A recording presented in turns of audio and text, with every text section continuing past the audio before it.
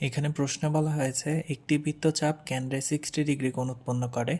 বৃত্তের ব্যাস 12 সেন্টিমিটার হলে বৃত্তচাপের দৈর্ঘ্য কত? তো এই ক্ষেত্রে আমরা যে সূত্রটা ব্যবহার করব সেটা হচ্ছে S = r থেটা। এখানে অবশ্যই থেটার মানটা হচ্ছে রেডিয়ান এককে, ঠিক আছে? তো এখানে আমরা সর্বপ্রথমে থেটার যে মানটা 60 ডিগ্রি দেওয়া আছে এটাকে আমরা রেডিয়ানে নিয়ে যাব।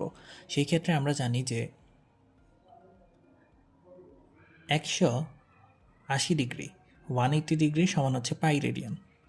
সুতরাং 60 ডিগ্রি সমান হচ্ছে pi into 60 divided by 180 radian. এখন এটা যদি আমরা কাটাকাটি করি তাহলে কি পাই/3 রেডিয়ান চলে আসবে, তাই না?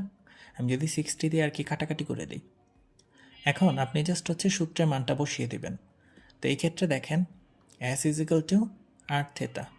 তো আমাদের প্রশ্ন হচ্ছে ব্যাস দেওয়া আছে, ব্যাসার্ধ দেওয়া নাই। তো ব্যাসার্ধ নির্ণয় করার জন্য 2 দিয়ে ভাগ দিয়ে দিব, তাহলে ব্যাসার্ধ চলে আসবে 6। আর থেটার মান যেটা আমরা রেডিয়ান এককে পেয়েছি পাই/3, কাটাকাটি করলে দেখেন উত্তর চলে আসে 2 পাই। তো এখানে সঠিক উত্তর হচ্ছে অপশন গ।